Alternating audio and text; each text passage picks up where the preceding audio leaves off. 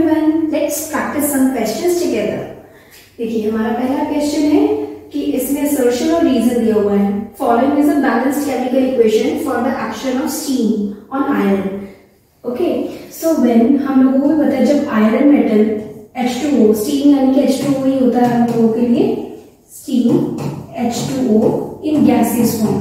Okay, so जब इसके साथ iron metal react करेगा तो हम लोगों को Fe3O4 प्लस H2 ही मिलेगा. अब अगर हम लोग इसको बैलेंस करते हैं तो जाहिर सी बात है यहाँ पर 3 लग जाएगा, बिकॉज यहाँ पर 3 Fe एटम्स है हमारे पास और यहाँ पर 2H एटम्स है. 2H एटम्स है बैलेंस, बट O एटम्स यहाँ पर 4 है, राइट. सो हम लोगों को यहाँ पर क्या लगाना पड़ेगा, 4 लगाना पड़ेगा. 4 2 जा 8. सो यहाँ पर भी हम लोग 4 लगा देंगे.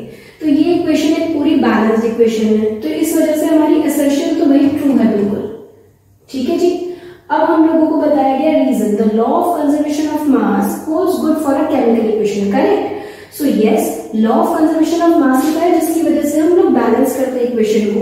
So because of law of conservation of मास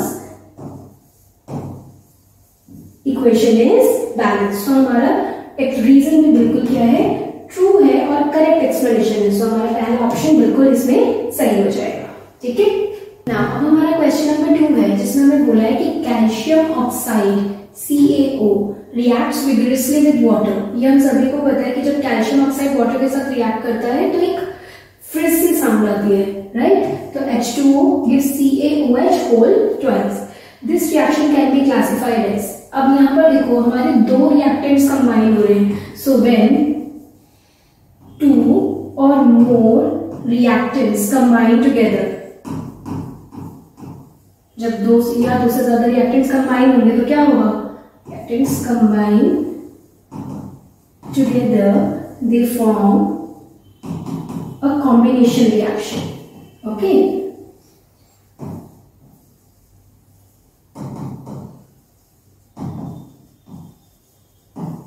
अब अगर हमारे पास ये कॉम्बिनेशन रिएक्शन है तो हम लोगों को पता है कि सारे कॉम्बिनेशन रिएक्शन एक्सोथर्मिक भी होते हैं, बिकॉज ऐसे रिएक्शन में लार्ज अमाउंट में हीट भी इवॉल्व होती है. सो यानी कि हमारा कॉम्बिनेशन रिएक्शन और एक्सोथर्मिक रिएक्शन दोनों ही सही है. ठीक है. तो यानी कि यहाँ पर हम ऑप्शन देख सकते हैं A और B. अब हमारे पास A और B का एक ही ऑप्शन है, ऑप्शन नंबर D. तो हमारा यही बिल्कुल करेक्ट ऑप्शन रहेगा. ठीक है. क्वेश्चन नंबर 3 भी करेंगे. Identify the type of chemical reaction. इसमें हमें यही बात बताई गई है कि hydrogen H2 plus Cl2 gives 2HCl, correct. तो जाहिर सी बात है यहाँ पे 2 रिएक्टेंट्स हमारे कंबाइन हो रहे हैं. ठीक है. तो जब 2 रिएक्टेंट्स कंबाइन होंगे या 2 से ज्यादा रिएक्टेंट्स कंबाइन होंगे तो हमारा एक क्या बनेगा, सिंगल प्रोडक्ट बन रहा है. और ऐसे रिएक्शंस को हम लोग क्या कहेंगे, कॉम्बिनेशन रिएक्शन. ठीक. सो ये रिएक्शन हमारा कौन सा हो जाएगा, एक कॉम्बिनेशन रिएक्शन.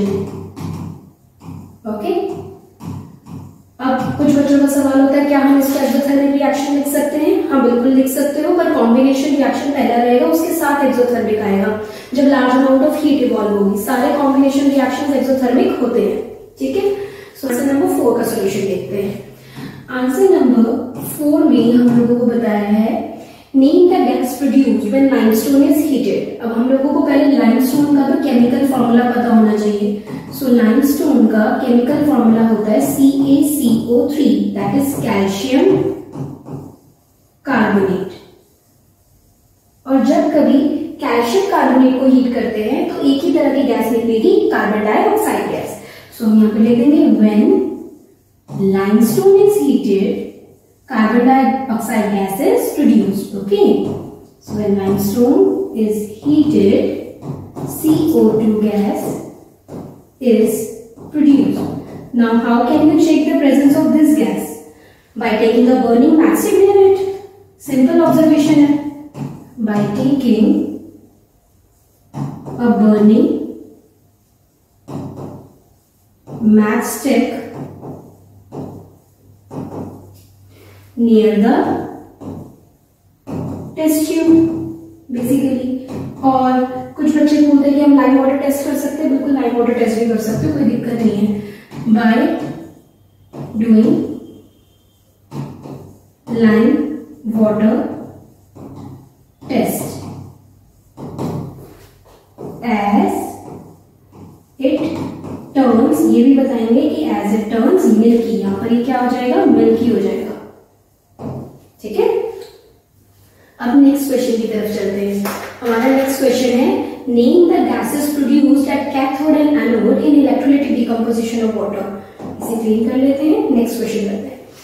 सो जब हम लोग एक इलेक्ट्रोलाइटिक डिकम्पोजिशन करते हैं तो हमारे पास एक रॉड होती है कैथोड की, ठीक है, और दूसरी रॉड होती है एनोड की। इसको हम लोग बैटरी से कनेक्ट कर देंगे। ठीक है, अब इसमें दो तरीके की गैसेस प्रोड्यूस होंगी। कैथोड पर कौन सी गैस होगी, हाइड्रोजन गैस, और एनोड पे कौन सी गैस प्रोड्यूस होगी, ऑक्सीजन गैस। ठीक है, सो हम लोग यहाँ पे लिख सकते हैं क्योंकि हमने वाटर का इलेक्ट्रोलाइसिस करा है तो इससे हमें H2 प्लस O2 मिलेगा। ठीक है, इसको बैलेंस कर देंगे, 2H2O gives H2 plus O2। ये पूरी इक्वेशन बैलेंस्ड है। अब हमारे पास कैथोड पे और एनोड पे दो गैसेस मिलेगी। कैथोड पे मिलेगी हमें हाइड्रोजन गैस और एनोड पे मिलेगी हमें ऑक्सीजन गैस। ठीक है, let's move on to the next question. Question number 6. So 1 gram of copper powder was taken in a china dish and heated. What changes takes place on heating? इसमें आप chemical observations लिख सकते हैं जो हमने starting में ही पढ़े हैं। So answer number 6। सबसे पहले हम लोग तो पहला पॉइंट ये लिख सकते हैं इसका A पॉइंट करके कि जब इसे हीट किया जाएगा क्या होगा, evolution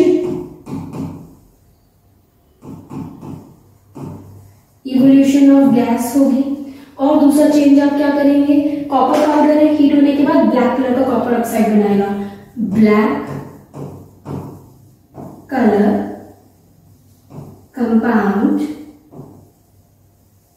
of copper oxide is produced. Okay, next is give the chemical equation for the reaction above. Chemical equation क्या बनेगी, कॉपर पाउडर है Cu प्लस हीटेड कर रहे हो O2 गिव्स CuO। बैलेंस करेंगे तो 2CuO हो जाएगा। यहां पर आप लोग लिख भी सकते हैं black colour compound. Okay, next अब हम लोग करेंगे आंसर नंबर 7 जिसमें हमें बैलेंस्ड केमिकल इक्वेशन लिखनी है। When silver chloride is exposed to sunlight, so सबसे पहले सिल्वर क्लोराइड अभी किस में जाएगा, सनलाइट की प्रेजेंस में जाएगा तो फोटोलिटिक डिकम्पोजिशन होगा। ठीक है, और यहाँ पर हमारे पास सिल्वर और क्लोराइड के कंपोनेंट्स अलग हो जाएंगे। ठीक है, सो हम यहाँ पर सिल्वर क्लोराइड के लिए फॉर्मूला लिख सकते हैं AgCl। जब ये यहाँ पर बनाएगा सिल्वर Ag प्लस Cl2, इस इक्वेशन को बैलेंस करेंगे 2AgCl हो जाएगा। ठीक है, यहां पर आप लोग फोटोलिटिक डिकम्पोजिशन का भी जिक्र कर सकते हैं, फोटोलिटिक डिकम्पोजिशन क्योंकि सनलाइट की प्रेजेंस में हो रहा है। ठीक है, नेक्स्ट है when a piece of zinc is dropped in copper sulphate solution, right. So इसके लिए भी बेसिक लिख सकते हैं, जिंक मेटल है तो Zn plus CuSO4 that is copper sulphate solution, right. Copper sulphate के अंदर अगर जिंक को डिप करोगे तो क्या होगा, डिस्प्लेसमेंट रिएक्शन होगा क्योंकि जिंक ज्यादा रिएक्टिव है कॉपर सल्फेट से। ठीक है, तो क्या बनाएगा ZnSO4 प्लस Cu। यहां पर ये जो सॉल्यूशन है ये कलरलेस बन जाएगा और यहां पर ये जो हमारा सिल्वर क्रिएट होगा ये हमारा ग्रे कलर का एक कंपाउंड क्लियर हो जाएगा। ठीक है, सो इस तरीके से हम लोगों को अपना आंसर लिखना है।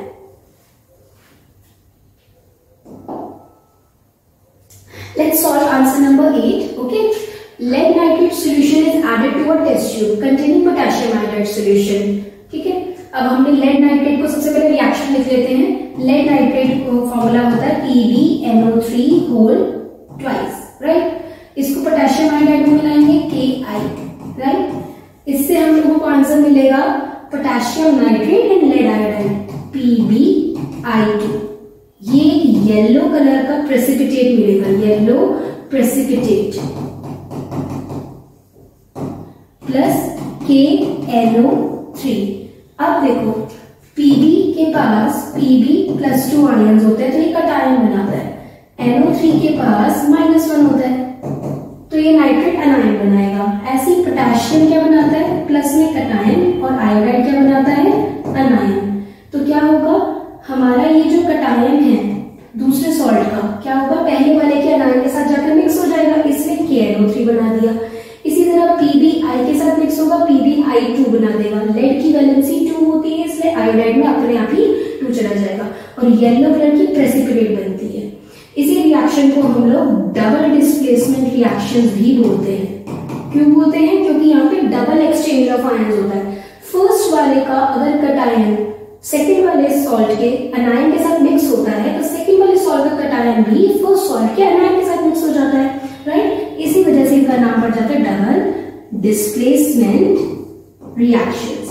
ठीक है, हमने अभी बेसिक सी बात लिख ली है। अब हमें पहला क्या क्वेश्चन पूछा, right the name and colour of the compound precipitated.